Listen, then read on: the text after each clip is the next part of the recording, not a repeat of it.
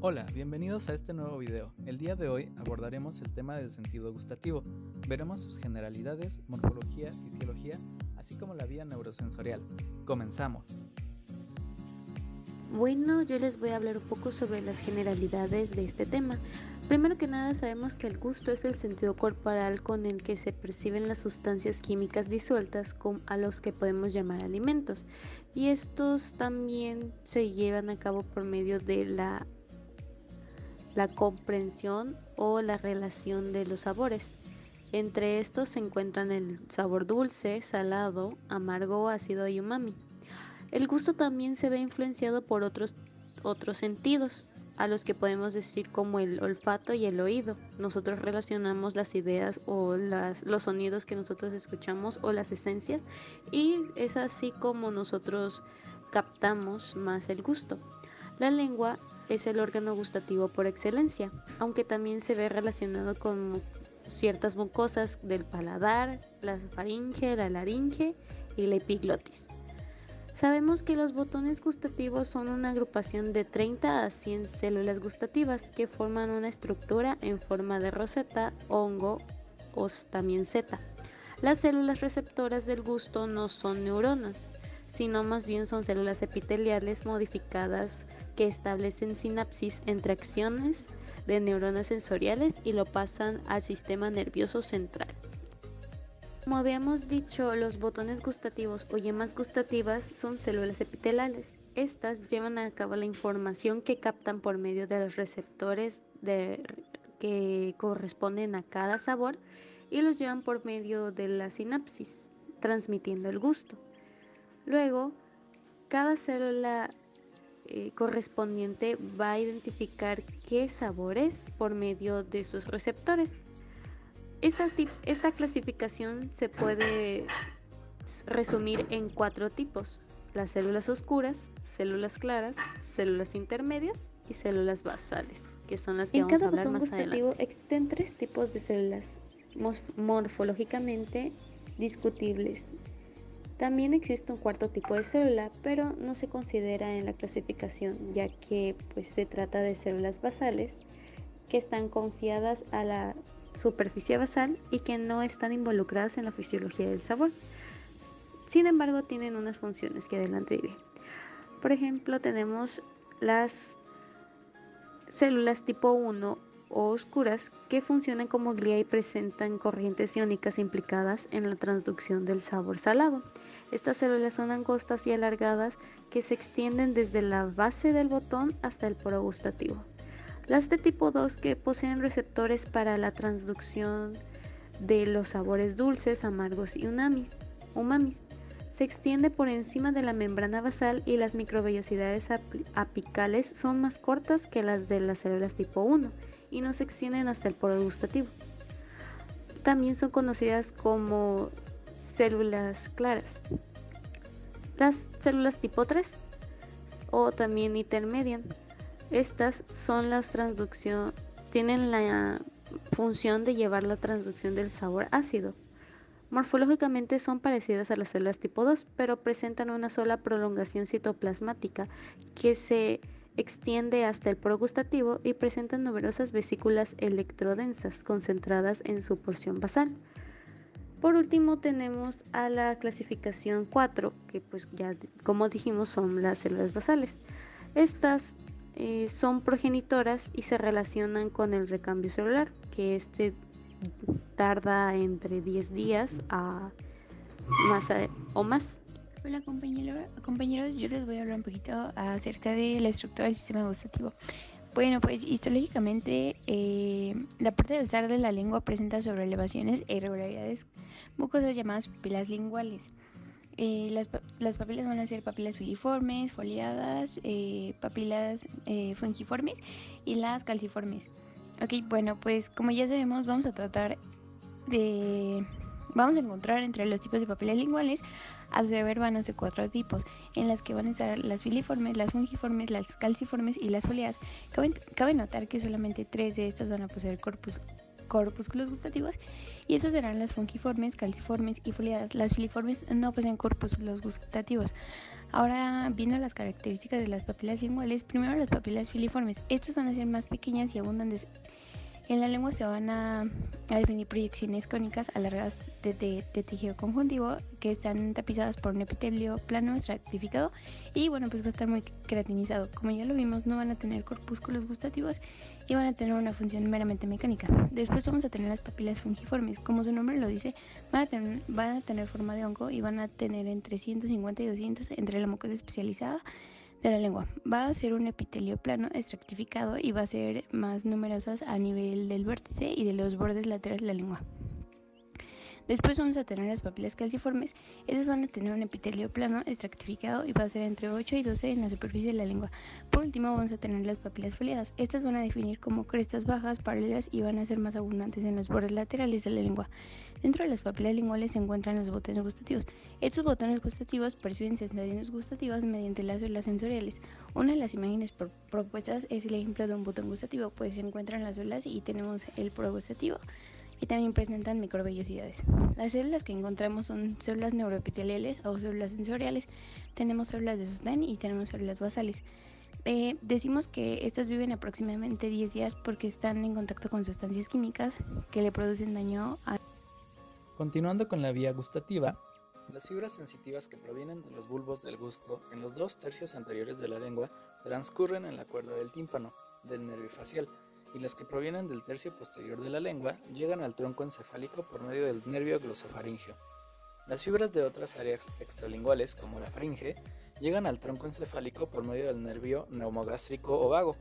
En cada lado, las fibras gustativas mielínicas, pero de conducción relativamente lenta que constituyen los 3 nervios comentados, se unen en la porción gustativa del núcleo del fascículo solitario, o núcleo del tracto solitario, en el bulbo raquídeo. A partir de dicho núcleo, los axones de neuronas de segundo orden ascienden en el menisco medial ipsolateral y se establecen proyecciones directas al núcleo posteromedial ventral del tálamo. Desde el tálamo, los axones de las neuronas de tercer orden pasan a otras que están en la ínsula anterior y el opérculo frontal de la corteza cerebral ipsolateral. La región mencionada se encuentra en sentido rostral al área facial de la circunvolución postcentral, que es probablemente la zona que media la percepción consciente del gusto y la discriminación gustativa.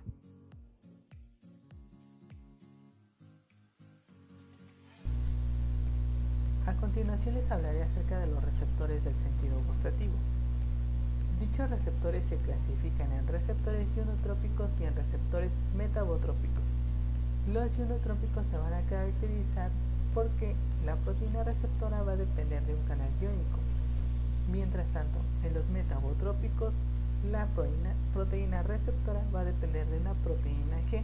Ambos nos van a dar como resultado la liberación de un neurotransmisor, el cual por medio de impulsos nerviosos va a llegar al sistema nervioso central y obtendremos de esta manera los sabores.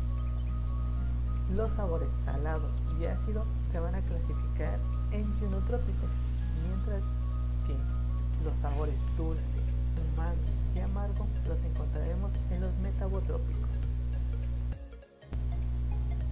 En la siguiente diapositiva podremos observar que se trata del mapa del gusto, el cual es una teoría que nos explica cómo se encuentran distribuidos en la lengua los distintos receptores de cada uno de los sabores.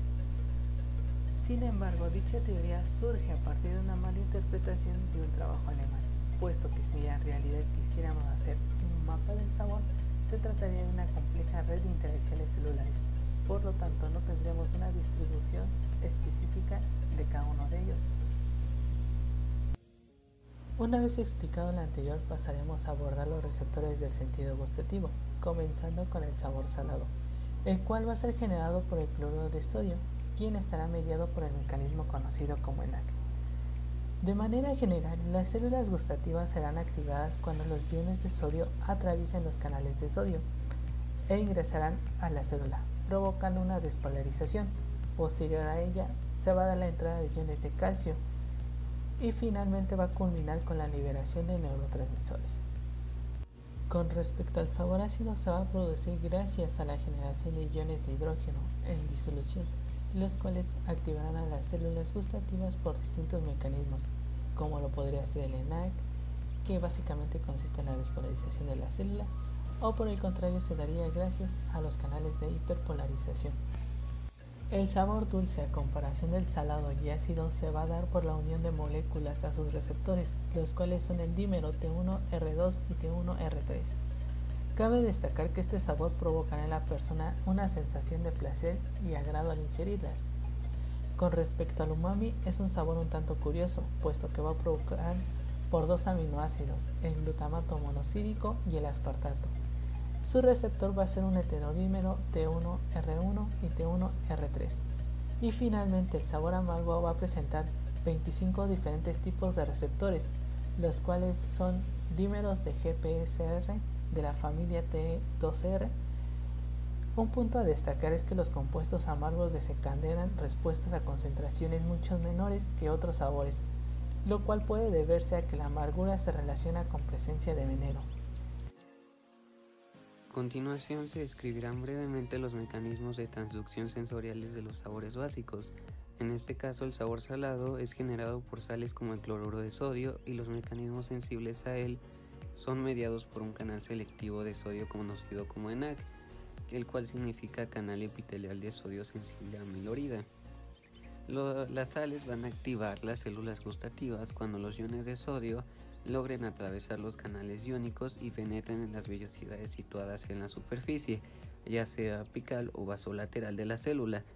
La acumulación de estos iones va a provocar un cambio electroquímico que va a resultar en la despolarización. Esto también se debe a la entrada de iones de calcio en la célula. A su vez, incita a la célula a liberar neurotransmisores y las neuronas aferentes gustativas van a recibir el mensaje y transmitir la señal al cerebro. Las células gustativas van a volver a su estado previo, se van a repolarizar mediante una serie de reacciones, entre ellas la apertura de canales iónicos de potasio. En este caso, el sabor ácido, el cual va a ser producido por iones de hidrógeno en disolución, a pesar de que se conocen varios mecanismos por los que se reproduce o se reconoce el sabor ácido, estas sustancias ácidas van a bloquear los canales de potasio ubicados en la membrana apical de la célula receptora del gusto. El bloqueo de estos canales va a causar una despolarización y por otra parte también van a existir canales a través de los cuales van a pasar los protones. Uno de ellos se bloquea con amilorida y el otro no. La entrada de protones produce la despolarización de la célula gustativa.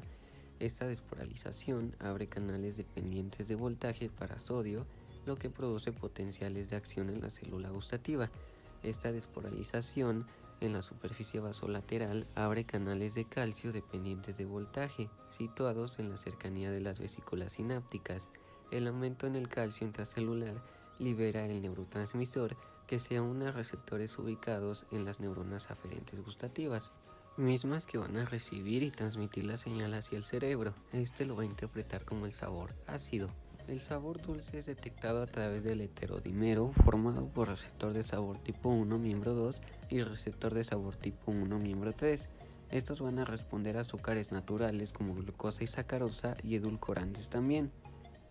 Estos van a actuar a través de una proteína G llamada gustusina que va a activar el adinilato ciclasa que va a catalizar la conversión de ATP en CAM, lo mismo que significa adenosín monofosfato cíclico, el cual va a activar proteína sinasa y fosforila y cierra canales de potasio que provoca la despolarización que va a abrir los canales de calcio dependientes de voltaje, y su misma acumulación va a provocar liberación de neurotransmisores que van a transmitir la señal al cerebro, el cual va a interpretar el sabor dulce. El sabor umami se dice que es parecido al sabor dulce en cuanto al mecanismo de transducción. Lo cierto es que no hay certeza sobre esta afirmación, mientras este mecanismo es el más aceptable.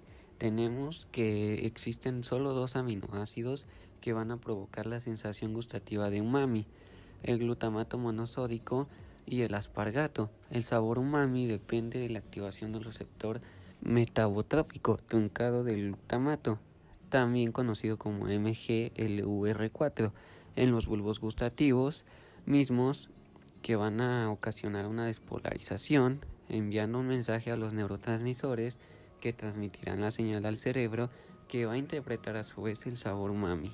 Por último y no menos importante, tenemos el sabor amargo, que es detectado a través de los receptores gustativos, conformado por la proteína G, la familia T2R, que van a activar la proteína GA gustosina, la fosfolipasa C, B2 y el receptor de inositol trifosfato tipo 3.